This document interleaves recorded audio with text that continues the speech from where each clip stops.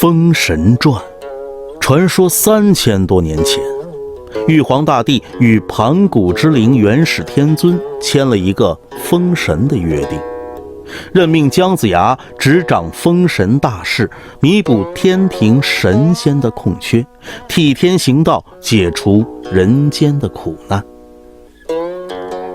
商朝末年，身为国君的商纣王昏庸残暴，他诛杀贤臣，欺凌百姓，整日吃喝玩乐，不理朝政，人们怨声载道，各路诸侯也纷纷反抗，商王朝摇摇欲坠。元始天尊派徒弟姜子牙下山讨伐商纣王，赐给他一条大神鞭，并交给他一张封神榜，委托他在讨伐胜利之后，依据功绩对人、仙、妖等进行封神。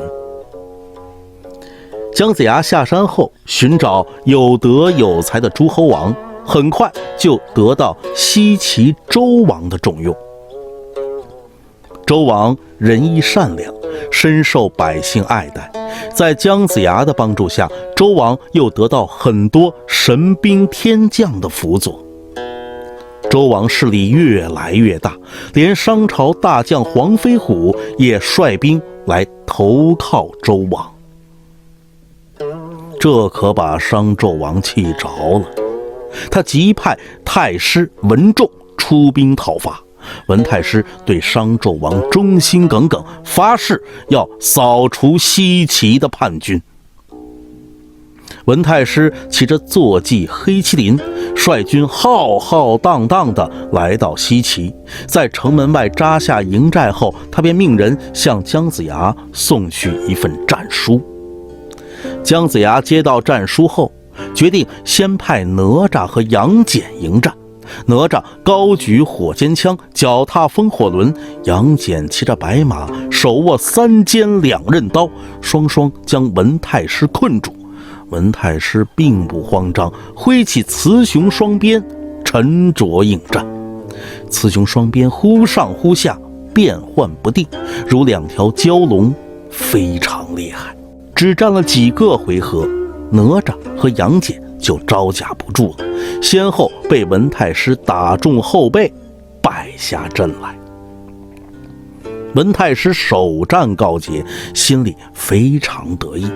过了几天，双方再次开战，姜子牙亲自出城迎战，两个人对战10几个回合之后，姜子牙抓住文太师的破绽，奋力甩出大神鞭，一下子把文太师的雌鞭打成了2截。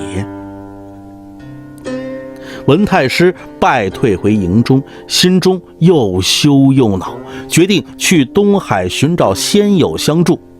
黑麒麟转眼间可跑1000里，所以文太师只用了1天时间就到了东海的金鳌岛。东海仙人得知文太师急需援助，二话没说，便跟他一起返回西岐。姜子牙听说文太师率兵返回，连忙带着哪吒、杨戬等登上城墙观看。他们看见远处有10道黑气，非常阴冷。姜子牙观战后，心中已有了对策，他命哪吒和杨戬去打头阵，自己则伺机行事。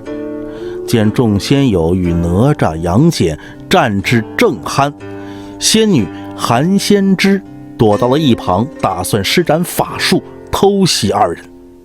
姜子牙看得清清楚楚，抬手放出大神鞭，大神鞭如同长了眼睛，正中仙女韩知仙的脑袋。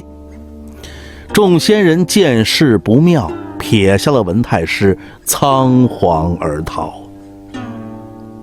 文太师连输了2局，一怒之下摆下一个凶险无比的诛仙阵。诛仙阵里电闪雷鸣，杀气腾腾，人若进去会顿时丧命。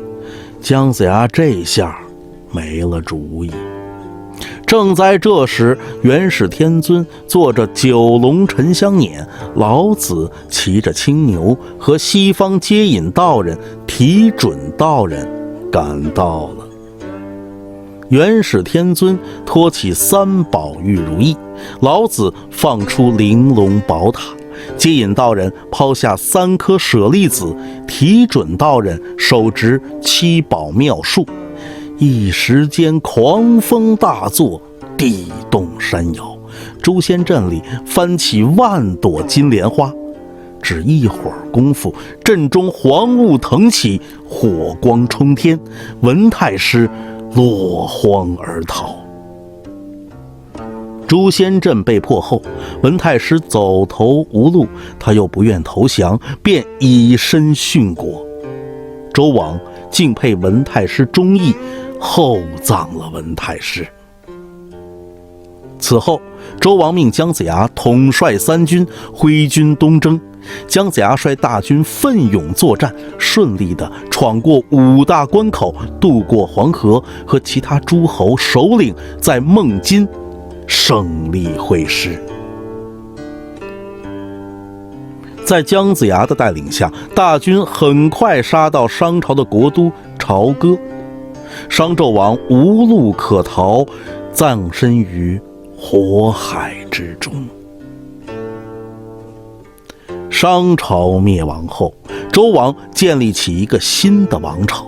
姜子牙因为灭商有功，被封为齐侯。姜子牙遵照元始天尊的嘱咐，手里拿着玉符和金册，祭奠阵亡的将士，按封神榜封神。